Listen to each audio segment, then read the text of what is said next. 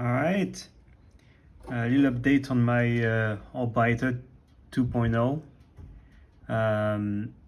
Yeah, it's been running like a champ for the whole time I had it installed. I think I probably have like 1,000, maybe 2,000, perhaps even more hours through it. I've run a lot of TPU, some PLA, some PETG, and yeah, I've never had any issue. I've never had any freaking jam, even with all the TPU and TPE even that I've run through it. As long as you adjust the guide as close as it can be, you can see that in my case I had it probably even a little too close. You can see some bite marks on it. But yeah, it's been absolutely solid until last night, when overnight I had a wire break off the stepper. So I've managed to fix it, open the stepper, resoldered the wire, heat shrink it. There's also heat shrink inside, and I've added this outer heat shrink for strain relief. So I will see how long that lasts. While putting it back, because of the extra thickness, I broke the chamfering on this part. So it seems like the thickness is very low. It's very thin part here. And yeah, while tightening this screw here, I sheared the chamfer off. And it just went, the screw went right through. So I've made this sort of fix with a little bit of steel wire wrapped around it to make like a compliant shim. And yeah, I was able to put a little torque in it, so hopefully that should not be an issue anymore. But yeah, since I removed the motor, I thought that I would make a little inspection after so many hours. And yeah, I found that I found a lot of oil grease on the races here, and when I removed it, you can see the polishing, and this is quite a dead giveaway yeah, sign of riding floating in a race. And so here I have all my bearings. I've cleaned them, and oh no. Oh no. Okay, hold on, we'll fix it. Get a bearing with a magnet. There you go.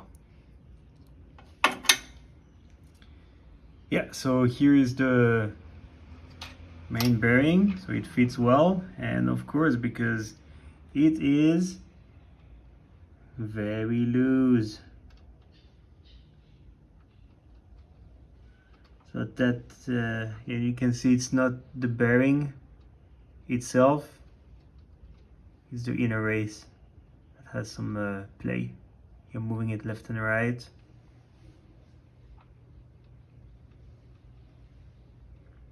I could measure it. I'll measure it later with my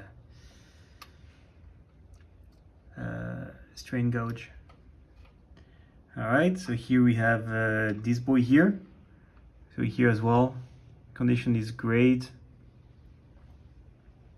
This is just plastic in it. I've brushed this one already. I'll toss it all later in ultrasonic cleaner. But yeah, the white spot is just sheared filament.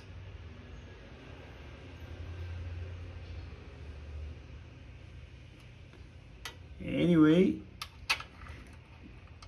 here is the fit on the hub gear. Not great either, very loose. And the top gear bearing, yeah, just as well, very loose. So since I run TPU, I've got the tensioning usually cranked quite high, so it's all the way in, and then unscrew it 1.5 turns.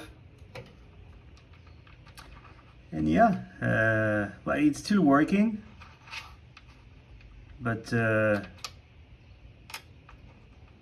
I don't know about the concentricity here, if that's gonna cause a problem in the future or not, or if this could be improved and in a way that will show in the prints. And yeah, likewise on the idler, I was actually surprised to find a bushing. So I'm pretty sure the previous one had a needle bearing, but this one is just a Delrin, I assume, bearing. I guess because of the custom gears, the custom hub gears. Yeah, maybe they couldn't quite find needle bearings for it at the time, and yeah, as a result there is some wear on the axle. Of course, it's not gonna be much. Axle is steel, this is Delrin.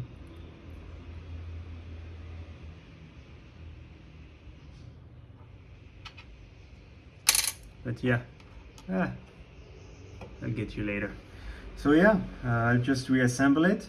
Well, first of all, put it back in, put it in the ultrasonic bath, and we'll see how it turns out. And just reassemble it and put it back in service.